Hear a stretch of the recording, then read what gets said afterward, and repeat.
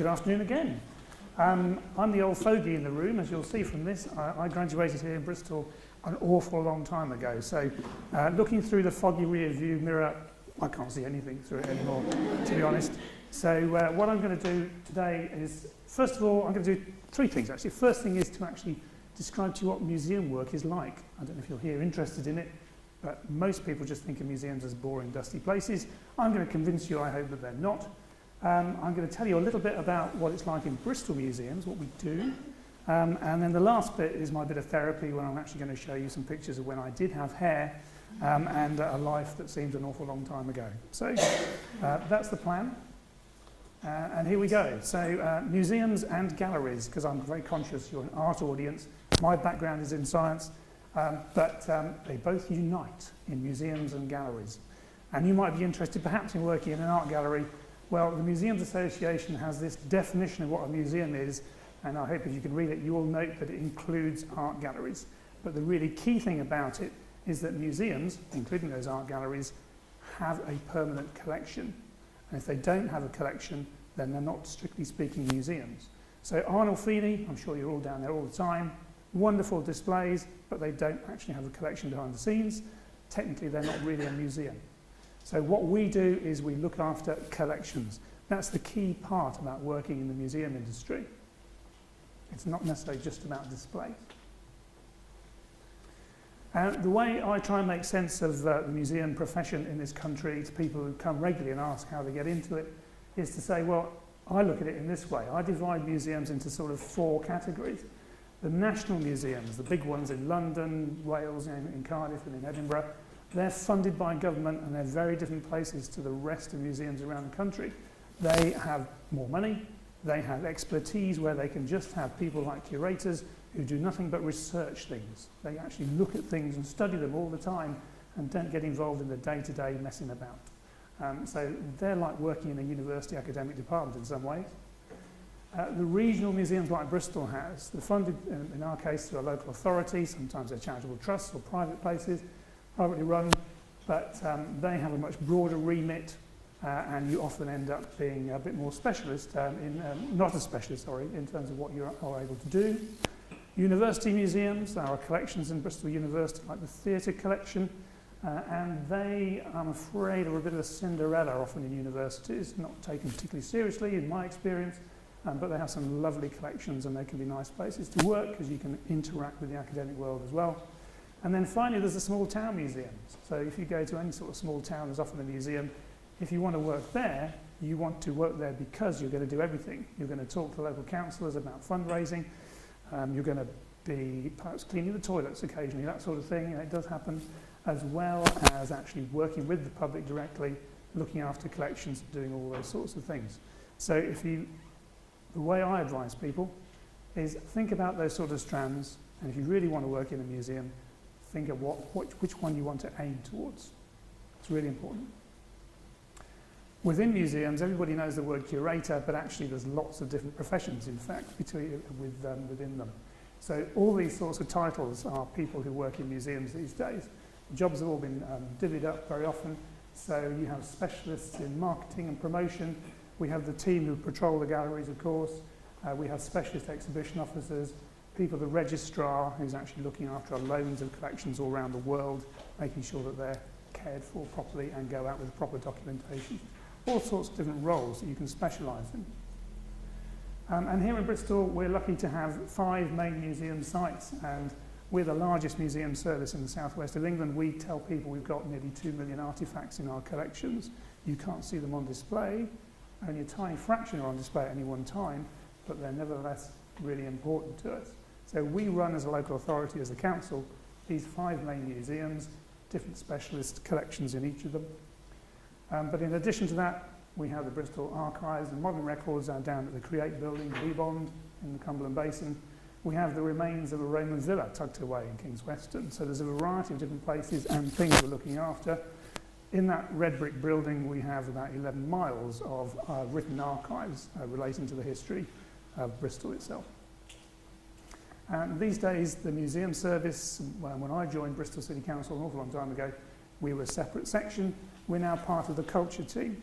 And culture not only looks after archives as well as museums, it also runs the events and arts festivals. Things like the Bristol Harbour Festival every summer are run as part of that. So there's a lot of interaction in working across these different teams within the Bristol Culture team.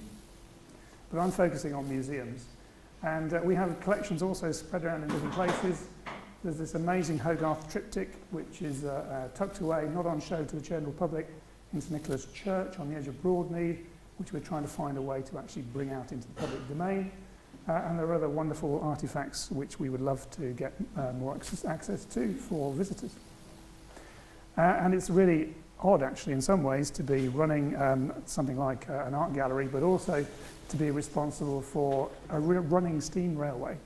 So if you want variety, there's potentially a lot of variety in working in museums and galleries, because I'm responsible for the working exhibits down on the harbour side, cranes that move, trains that move, boats that move, and maintaining them with a fantastic number of volunteers who make sure they work. So the main museum and art gallery is where most of the art is, but it's also crammed in with all sorts of other things like the sciences here. But there's some fantastic collections in the museum and art gallery. So if you've not been in, I'm sure you've all been in the art gallery, haven't you? Do go and have a look. All the oil painting collection is available online. Applied art as well, we are designated, that means we have internationally important collections of ceramics, particularly from China, and also incredibly important glass from China. But as I say, you only see a small part on the front. What you see behind the scenes are stores packed full of stuff, but that's also part of our job, is to make sure they're not just locked away behind doors, as the press would like to believe. They are there being used every day of the week by different people, from researchers, from artists, you name it. People are accessing these collections and getting information out of them to be used in publications and exhibitions, whatever it might be. We have a responsibility to care for these collections. They're owned by the citizens of Bristol, and we work in old buildings, so we get things like this: water damage, water running down the front of the painting. Fortunately, it didn't damage the actual oil painting itself, just ran down the glass. But that's part of what you do if you're working in museums. You get stuck in and help out with this sort of thing. So this is my responsibility. As I was a relatively small team compared to a national museum, but we cover all sorts of things in there. So if you're employed in my team, you might be writing exhibition text. You might be looking at how we've ensured our collections to make sure that they're cared for properly should there be an emergency. You're managing volunteers. You're checking that security issues are okay so nothing gets stolen or broken. All sorts of things going on there. Ethics, spoliation, I'll talk about that at the end very briefly. And so my team covers those particular specialisms within that list I showed you before. So again, there's a variety even within that team, and my team are the ones that spend the time with direct access to the real collections themselves, responsibility to make sure they're looked after, cared for, and crucially interpreted and given access to the public. So now on to my career. So my career, I trace back to this, and I brought them along for you to see today. If you've never seen them before, this is a little specialist piece of equipment, entomological forceps. I don't suppose any of you have ever used them. But my background is that I grew up in the 60s and 70s, and at that time, you might not believe it, but people were very interested and concerned about the natural environment at that time. I grew up as one of them. I grew up in a family that was very concerned about wildlife and countryside. And as part of that, and again, you might not perhaps feel it's appropriate, but I collected insects. I studied insects. And to study them properly, you do have to actually kill things. And then you know for sure that you identified it correctly, and then you can apply a means to actually conserve its habitat correctly. So as a teenager, I started doing things and looking after collections like this. As well as collecting a few myself, I was actually given an old collection. I'd been left to go to rot in a school. The schoolmaster who owned it retired and gave it to me, and I curated it. I went through, sorted them all out. And these little insects are pinned, and the way you pick them up is not with your fingers, it's with those specialist forceps, because some of them, like this one on the right-hand side here, beautiful little fly, I'm sure you can all appreciate how beautiful it is. They don't have an end on the edge of the top of that pin, You try and pick that up with your fingers, it just sticks in your finger. So you have to use specialist forceps. So that was a skill that I'd acquired in my teenage years. And how do I get into this profession? Well, I had a relative who was working at Ipswich Museum at the time. There it is at the top, Ipswich Town Museum. And she was talking to the biology curator there, who said that he needed someone to come in and work on his collection. So I was fortunate enough, when I came here as a student, to be paid in the vacations to work at collections in Ipswich. So while I was there, I not only got to know that natural history collection, but I also got to know places like Christchurch Mansion in the same town, which has wonderful Gainsboroughs and amazing art. So already starting to be exposed to how sciences and arts are united through museums and galleries. That meant that I was getting a little bit of money as a student, which was great. But instead of studying properly, what I spent my second and third year years doing was trying to plan a trip to actually do some expedition work. I did just about manage to get a degree in the end.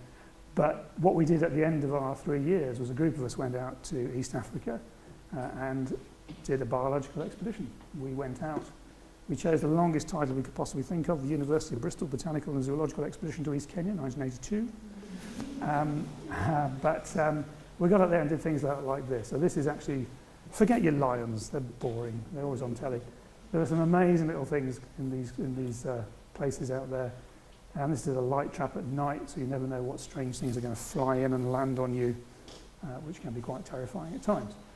So we were collecting specimens and finding new species to science as a consequence, which is great. But looking back on it, actually that wasn't the main benefit I got from that particular exercise. The main benefit was this. So this is a photograph of a group of us, not all of us, but most of us at Nairobi International Airport. And I want you to look at the faces. I want you to look at the tension in the faces. Because what that trip taught me, 3 months out in the bush, as the leader of an expedition, was that personnel management is really, really important. And it taught me an awful lot how to manage people, actually, because you had no choice. You had to get on. But we didn't always, as you might see from that. So that was a really valuable part of my career. From university here, I went to Leicester. This is Leicester University. Beautiful place, lovely city, great place. This is the class of '83. This was at that time, there were only 2 places in the country where you could study museum studies at postgraduate level. You went to Leicester if you were doing museums, you went to Manchester if you were doing art galleries. These days the courses are 2 a penny, of course, they're all over the shop. But we had 24 students, 12 from the UK, 12 from abroad. It's interesting to look back at it now, because if you don't recognise me, that's me there. But this gentleman here, this is Nick Merringham. Some person's holding this sort of mannequin head to make him look stupid on his shoulder. He's now the head of Manchester Museums, and his wife has just become the latest director for the Tate. This gentleman here teaches museum studies in Newcastle. He's a museum consultant. Hillary's down in Plymouth. So most of us have continued in the profession, not gone off and done more interesting things. But that was a very useful course, not because it taught me about museums, but because they took us to museums and we got to talk to real curators and people who worked in museums every other week. It was really good. So the places I've ended up working there for, I did a student vacationship, also spent my summer holidays at this place, Natural History Museum. I worked in the old insect department, which has now been demolished with a new cocoon, if you've ever been there. That was a big department. It had 5 floors. The rule of thumb was that the weirdest people worked in the basement and the more sane people were at the top. I worked in the basement for a summer, but survived. And after I'd finished my museum studies course, just as now, it's really hard to get jobs in this sort of profession. So I worked between Leicester Museums, I got contract work there, and alternated with some more contract work in Ipswich. And it took me 3 years after graduating from Leicester to actually get a permanent position. And I went to work at the Herbert in Coventry, a Lady Godiva there, but actually I was working on all the animals. We had live animals on display there as part of our displays. So I spent 3 years in Coventry before moving down to Bristol. So I moved down here an awful long time ago, 1989 in fact, and have worked in Bristol ever since, and have had the experience of things like this. This is looking out of Emshed out onto the dockside, so I hope you've also been down to Emshed. That doesn't happen every day, I have to say, and he was severely strapped in, so it's not quite what it looks like. But having worked here a long time, I've worked in Bristol. I came here, as I say, a long time ago, not expecting to be here 5 years later, because part of working in museums is that you tend to have to move around the country when job opportunities come up. And they don't come up that often, so you take the leap and you move. But fortunately, I've managed to stay here, raise a family, and survived, I think it's now 7 or even 8 staff restructurings over that time. So in 1996 was the first time I took over running a curatorial department, and therefore responsibility for the art collections as well. And it's carried on since then. And so the biggest project we've done in that time, and the sort of thing that only really happens once in your career, is to spend £27 million on developing a new museum. So this is Emshed being created. This is us driving in the low-decker Bristol bus, which you can see on the ground floor at Emshed. The clearance was about 1 inch, 25 millimetres. The artwork that we were putting into Emshed, because we really wanted to integrate art into this local history that you can see down there, not to put it up in an art gallery and make it all hallowed. It was part of what we were trying to achieve. So that was a fantastic experience to have, but it also had huge challenges as well. So not everything went right, and again, if you want to learn a bit more about that afterwards, ask me later. But the great thing about working in a place like this is I get to handle wonderful pieces of art like this Burne-Jones painting up here. Fantastic supporters who raise money for us, and when I first started, the upper floor, the art galleries at the Museum and Art Gallery here were a complete embarrassment.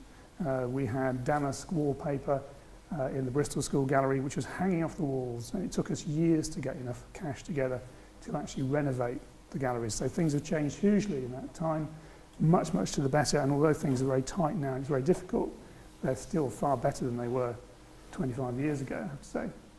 So working in this sort of environment is great. You get to have wonderful exhibitions like Briswell.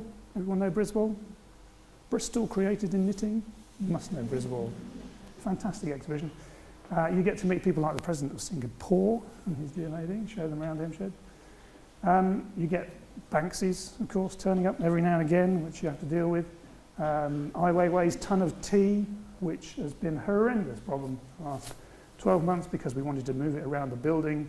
The building is 1905. It's not designed to have things that weigh a ton being chunted around it. So we actually put struts in under floors and all sorts of things just to get it into our art gallery to put it on display. You get to meet your heroes occasionally. And you get to work with things like this, the Renoir here on the left.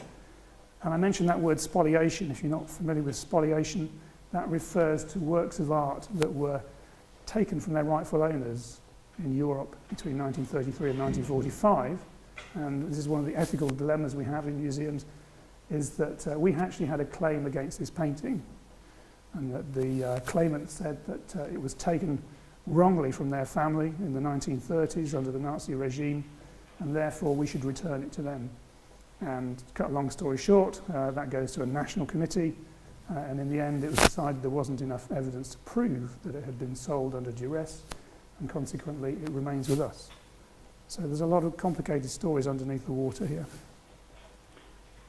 So to finish off with, just thought I'd say that actually things go round full circle sometimes.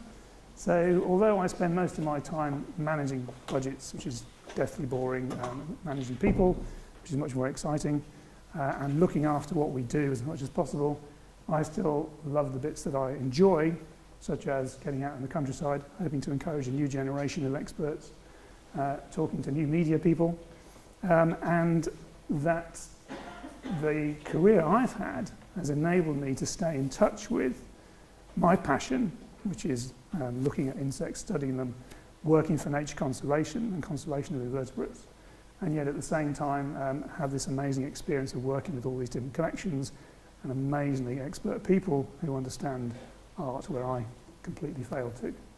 So if my advice to anyone who's interested in museums, my father used to make terrible old father jokes. He used to say, look out for Percy, and he'd say, persevere, when you said who was Percy. Persevere. You need to be really committed, persevere, and you need to get experience like I did as a volunteer, or if you're very lucky, paid employment, in order to get that leap into working in this sort of profession. But it certainly has its rewards if you can do. Thank you.